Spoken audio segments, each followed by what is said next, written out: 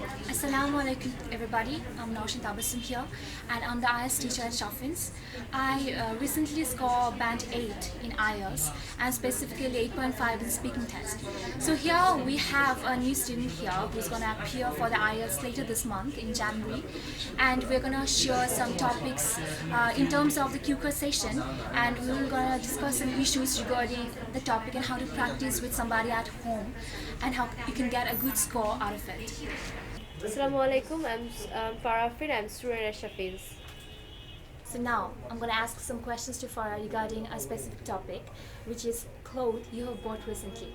So tell me something about the clothes. And the first question to you is, what is it?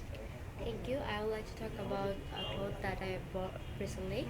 Actually, I'm a shopaholic person, and not only me, every woman in my country are shopaholic. So I bought a sari on last week, which is gifted by my mom. Okay, that's fine. So as you can all see that she spoke really good. She had authentic ideas, but she spoke a bit slower. Her fluency was not that good. So I would give for that answer of hers 6. But if you want to get 7 or above that, you need to be a more bit fluent so that the examiner can understand the level of English speaking capabilities that you have. So I'm gonna ask you the next question, and you be a bit more fluent. Okay. So the next question to Farah is, where did you buy it from? Okay, there are lots of shopping malls in my country, but I bought it from Boston City, which is in Panthabat, and which is one of the biggest malls in my country. And I went there with my parent, the mom, and the sari was quite expensive, so I was in dilemma that I will buy it or not. Okay. So as you can all see, her answers were good, and specifically this answer was pretty good, but she was posing a little bit less than the previous answer, and that's a good point. Posing is really very important, but you cannot pose excessively. So I'm gonna ask her the next question regarding clothes. When did you buy it?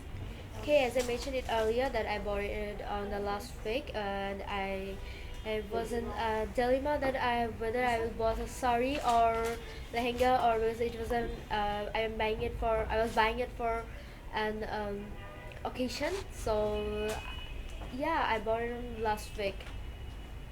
That's it. So there are some mistakes that she made, and most probably what we all do is that we get nervous while talking, while delivering a speech or saying something regarding some topic or regarding something more specific, and while the examiner asks us, we get so nervous that even if we had grammatical sense, we know grammar more correctly or properly, we still get mistakes while completing the sentences with strong vocabs, and that's what she felt. I think your fluency will get improved if you practice more at home, and maybe with someone close to you who can speak in English, or maybe by yourself. So that's it. So as you've all seen how to answer these questions and how I'm asking her the questions, but in exam hall, the examiner won't ask her the right questions. They will provide her with the topic, and then she will have to grab ideas regarding the questions written below the topic. Now let's move on to an ideal example of the Q card portion. I'm gonna ask her a topic which is a decision that you took in the past, and you answer me the questions. Okay, I'm gonna ask you some questions regarding this topic. So the first question is, what was that? Okay, thank you for the question. I would like to talk about the decision that I took in my past, and that is going to abroad. Everyone have to take a decision in their life at a certain point, whether it is wrong or good.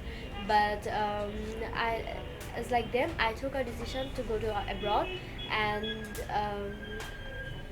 it took a lot of time for me to take, but finally I came and conclusion that I'll finally go to abroad. The second question for you, when did you take the decision?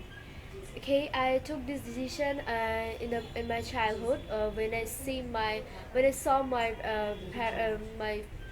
friends, when I saw my Yeah. okay.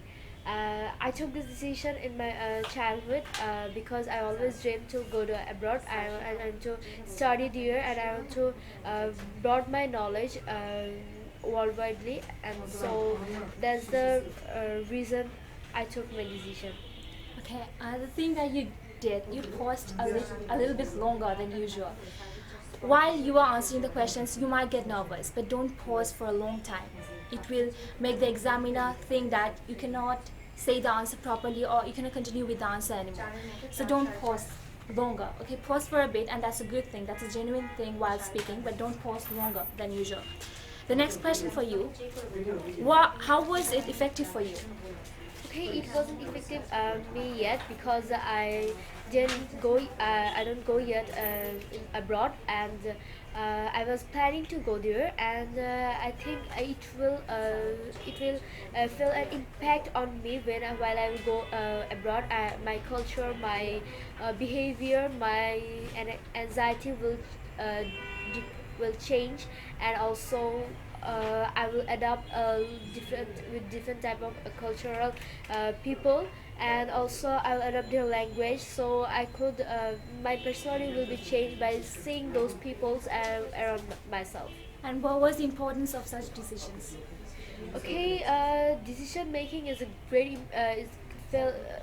decision making is a great okay, decision making is a great important to one person because everyone have to take a decision in their life, whether it is bad, as I mentioned before, or good, but it Does it fall positive impact in your life, the decision that you made? uh, I haven't implemented that decision yet, so sorry. No, it's fine. So you have said that you haven't implemented the decision yet, so it actually hasn't, you haven't got an outcome yet. That's it. That's what you're saying. That's fine.